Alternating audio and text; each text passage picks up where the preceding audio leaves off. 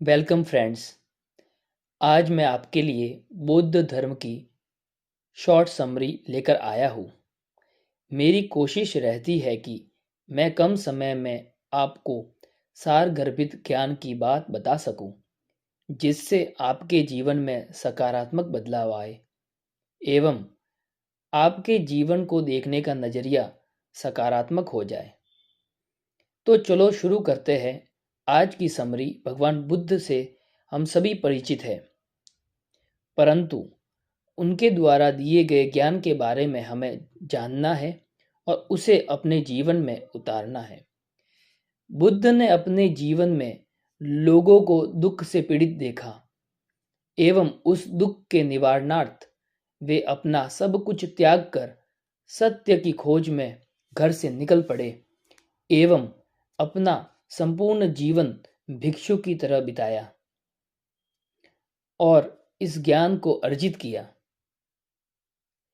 आज भी उनका ज्ञान दर्शन उतना ही प्रासंगिक है जितना उनके समय में था। भगवान बुद्ध ने इस ज्ञान को कई वर्षों की कठिन तपस्या से हासिल किया और उसे जन कल्याण हेतु समर्पित किया।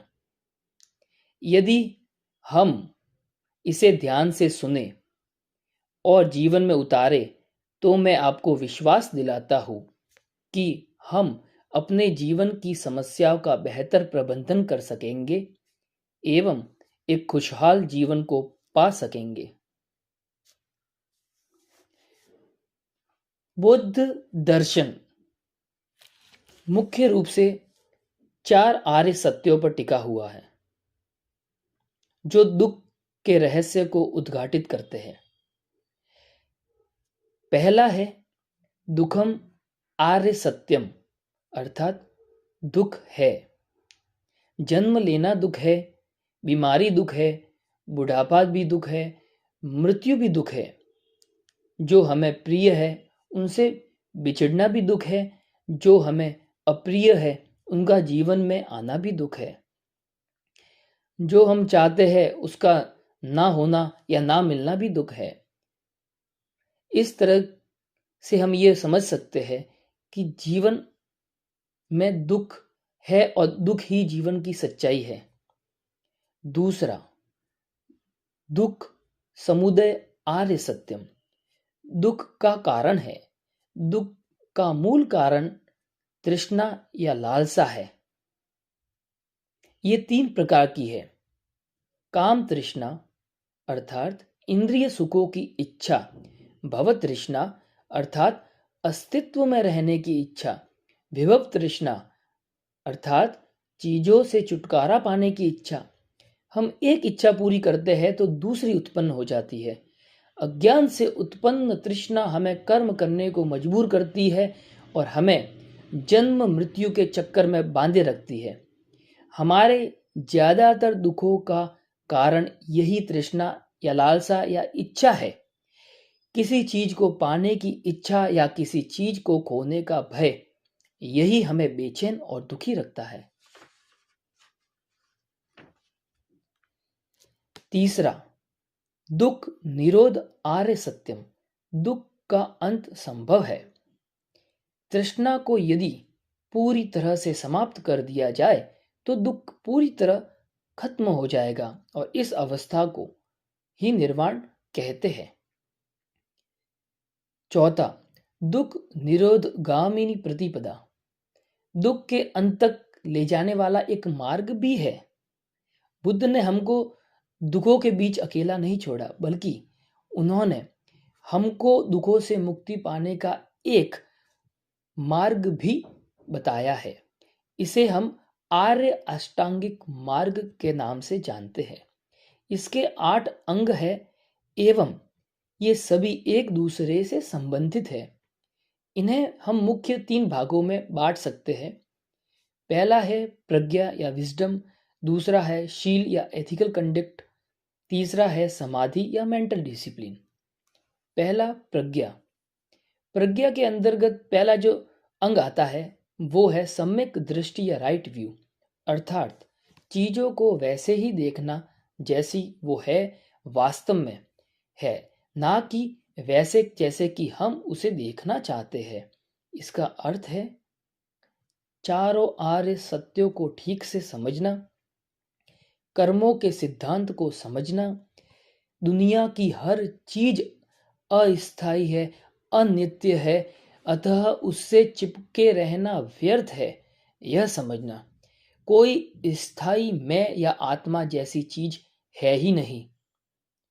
दुख या सुख सभी अस्थायी है, ये समझना ही बाकी 7 अंगों का आधार है। दूसरा, सम्यक संकल्प या राइट इंटेंशन। अपने मन में अच्छे और कुशल विचार रखना। इसे 3 भागों में बांट सकते हैं। पहला है नैष्कर्म्य संकल्प, दूसरा है अत्यापाद संकल्प और तीसरा है अविहिंसा संकल्प। नैष्कर्म्य संकल्प अर्थात त्याग और अनासक्ति का संकल्प, भोग और विलास और सांसारिक चीजों से मन को हटाने का संकल्प। दूसरा अत्यापाद संकल्प मैत्री और करुणा का संकल्प अर्थात अपने मन में किसी भी व्यक्ति के प्रति घृणा, द्वेष, हिंसा का भाव न रखना, सबके भले की कामना ही करना।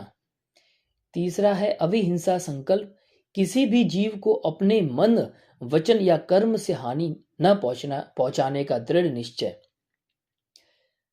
दूसरा हम देखते हैं जो शील के अंतर्गत आता है, एथिकल कंडक्ट जिसे हम कह सकते हैं, वो तीसरा अंग सम्यक वचन या राइट स्पीच।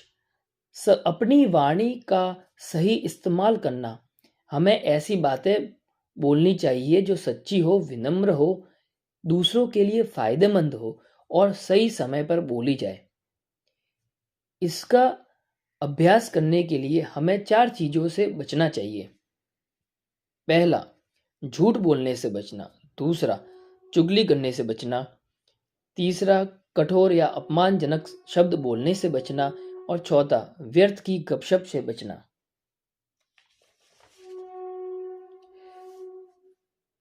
चौथा अंग जो है वो है सम्यक कर्म, राइट एक्शन। ऐसे काम करना जो नैतिक हो और किसी को नुकसान ना पहुंचाए। मुख्य रूप से 3 कामों से बचना चाहिए। पहला, जीव हत्या से बचना। दूसरा, चोरी करने से बचना। तीसरा, व्यभिचार से बचना। साथ ही अच्छे कर्म करना भी आवश्यक है, जैसे कि दान देना, दूसरों की मदद करना, सेवा करना। 5वां अंग है सम्यक आजीविका, राइट लाइवलीहुड। अपनी रोजी रोटी ऐसे काम से कमाना जो ईमानदार हो एवं जिससे किसी प्राणी को प्रत्यक्ष या अप्रत्यक्ष रूप से हानि ना हो। बुद्ध ने 5 तरह के व्यापारों को बुरा बताया है। पहला, हथियारों का व्यापार। दूसरा, प्राणियों का व्यापार। तीसरा, मांस का व्यापार। और चौथा, नशीले पदार्थों का व्यापार। और 5वां, विष का व्यापार। हमें ऐसा कोई भी कार्य नहीं करना चाहिए जो दूसरे के शोषण या पीड़ा पर आधारित हो। हमारी आजीविका शुद्ध व नैतिक होनी चाहिए। तीसरा भाग है समाधि, और समाधि के अंतर्गत जो छठा अंग आएगा वो है सम्यक प्रयास, राइट एफर्ट्स। मन को साधने के लिए सतत प्रयासरत रहना एवं इसको करने के 4 तरीके हैं। अपने मन में पहले से मौजूद बुरे विचारों को त्यागना, नए बुरे विचारों को मन में आने से रोकने का प्रयास करना। तीसरा, अपने मन में अच्छे विचारों को उत्पन्न करने का प्रयास करना। और चौथा, जो अच्छे विचार पहले से मौजूद है उन्हें बनाए रखने का प्रयास करना। 7वां अंग है सम्यक स्मृति या राइट माइंडफुलनेस। यह 8 अंगों में से सबसे महत्वपूर्ण अंग है। अपने शरीर, अपने मन, अपनी संवेदनाओं एवं अपने विचारों के प्रति पल पल जागरूक रहना, बिना उसके अच्छा या बुरा कहे हुए। हम जब खाते हैं तो हमें पता होना चाहिए कि हम खा रहे हैं। जब हम चल रहे हैं तो हमें पता होना चाहिए कि हम चल रहे हैं। हमारे मन में कोई विचार उठता है तो हमें केवल उसे एक साक्ष्य की भांति देखना है, उसमें बहना नहीं है। यह जागरूकता हमें वर्तमान में जीना सिखाती है। और 8वां एवं अंतिम अंग है राइट कंसंट्रेशन। मन को किसी एक कुशल वस्तु पर केंद्रित करना ताकि वह भटकना बंद कर दे। यह ध्यान की वह गहरी अवस्था है जिसमें मन सभी विक्षेपों से मुक्त होकर पूरी तरह से स्थिर एवं शांत हो जाता है। इसी शांत एवं स्थिर मन से हमें चीजों का सच्चा स्वरूप दिखाई देता है एवं प्रज्ञा का उदय होता है। ये ऐसा मार्ग नहीं है जिस पर एक के बाद दूसरा कदम रखना है, बल्कि इन सभी 8 अंगों का अभ्यास एक साथ करना होता है। अब हम बौद्ध दर्शन के अगले भाग में उनके कर्म एवं पुनर्जन्म के सिद्धांत को समझने का प्रयास करते हैं। कर्म, क्रिया या एक्शन। हर क्रिया कर्म नहीं होती है। कर्म का मतलब है चेतना या इरादा। कोई भी काम जो हम किसी मंशा या इरादे से करते हैं, चाहे वो शरीर से किया जाए या वाणी से बोला जाए या सिर्फ मन में सोचा जाए, वो कर्म कहलाता है। यदि हम बिना किसी इरादे के गलती से किसी चींटी पर पैर रख देते हैं तो वह बुरा कर्म नहीं है। लेकिन हाँ, यदि हम यह काम जानबूझकर करते हैं और चींटी को मारते हैं तो वह निश्चित रूप से बुरा कर्म है। किसी कर्म का अच्छा या बुरा होना उसके परिणाम पर नहीं बल्कि उसके पीछे छिपे इरादे पर निर्भर करता है। जिन कर्मों के पीछे लोभ, द्वेष, घृणा, अज्ञान जैसे इरादे होते हैं वे अकुशल कर्म है। जिन कर्मों के पीछे त्याग, मैत्री, करुणा और ज्ञान जैसे इरादे होते हैं उन्हें कुशल या अच्छा कर्म कहा जाता है। हर क्रिया की बराबर और विपरीत क्रिया होती है। हम जो भी कर्म करते हैं वो एक बीज की तरह होता है जो हमारे चित्त या चेतना में बो दिया जाता है। फिर उसे जब सही माहौल या परिस्थितियां मिलती है तो वो बीज एक फल के रूप में अंकुरित होता है। अच्छे कर्मों का बीज सुखद अनुभव देता है या फल देता है और बुरे कर्मों का बीज दुखद फल या अनुभव देता है। यह कोई भगवान या बाहरी शक्ति नहीं है जो हमें सजा या इनाम देती है, बल्कि यह एक प्रकृति का नियम है। हम जो बोते हैं वही काटते हैं। कुछ कर्मों का फल इस जीवन में मिलता है, कुछ का फल अगले जन्म में, कुछ का कई जन्मों बाद, परंतु मिलता जरूर है। कोई भी कर्म बिना फल उत्पन्न किए नष्ट नहीं होता है।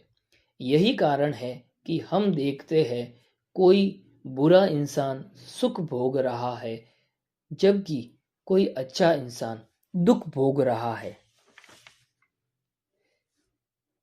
अब हम पुनर्जन्म के बारे में जानते हैं। पुनर्जन्म का मतलब आत्मा का एक शरीर से दूसरे शरीर में जाना नहीं है, क्योंकि बुद्ध आत्मा जैसी किसी स्थायी चीज को नहीं मानते हैं। उनके अनुसार हम जिसे मैं कहते हैं वो चेतना की एक धारा है, एक नदी की तरह हर पल बदल रही है। जब किसी व्यक्ति की मृत्यु होती है तो उसका भौतिक शरीर तो यही रह जाता है, लेकिन उसकी चेतना की धारा जिसमें उसके सारे संस्कार संग्रहित है वो समाप्त नहीं होती, अपितु अपनी अंतिम इच्छा या तृष्णा के बल पर एक नए गर्भ में प्रवेश कर जाती है और एक नए जीवन की शुरुआत होती है। इस नए जीवन की परिस्थितियां, उसका परिवार, उसका स्वास्थ्य, उसकी बुद्धि, ये सब उसके पिछले कर्म द्वारा ही निर्धारित होते हैं। इसे एक मोमबत्ती से दूसरी मोमबत्ती को जलाने से समझिए। जब आप एक मोमबत्ती से दूसरी मोमबत्ती जलाते हैं तो क्या पहली मोमबत्ती की लौ दूसरी में चली जाती है? नहीं, इस दूसरी मोमबत्ती की अपनी बाती व अपना मोम है, लेकिन उसे जलने की ऊर्जा पहली मोमबत्ती से मिलती है। इसी तरह से पिछला जीवन अगले जीवन को अपनी कर्म ऊर्जा स्थानांतरित करता है। इसलिए अगला जीवन पिछले से न तो पूरी तरह भिन्न होता है, न पूरी तरह वही होता है। यह एक निरंतरता है एवं प्रवाह है। ये जन्म मृत्यु का चक्कर जिसे संसार कहा जाता है तब तक चलता रहता है जब तक कि व्यक्ति अपनी सारी तृष्णाओं को समाप्त करके एवं सारे कर्म बीजों को भूनकर निर्वाण को प्राप्त नहीं हो जाता है। निर्वाण की अवस्था में ये चेतना की धारा किसी नए गर्भ में प्रवेश नहीं करती है और यह चक्र हमेशा के लिए समाप्त हो जाता है। बुद्ध ने हमेशा तर्क एवं अनुभव पर जोर दिया। वे कहते थे कि मेरी बातों को इसलिए मत मानो कि मैं कह रहा हूं, उसे अपनी बुद्धि की कसौटी पर कसो, अपने अनुभव से जांचो और अगर तुम्हें वो सही लगे तभी स्वीकार करो। और आखिर में हम देखते हैं उनका अंतिम उपदेश जो उन्होंने अपनी मृत्यु से पहले अपने सभी शिष्यों को दिया। अपदीपो भव, अपनी शरण स्वयं बनो, अपना दीपक स्वयं बनो, किसी और की शरण मत खोजो।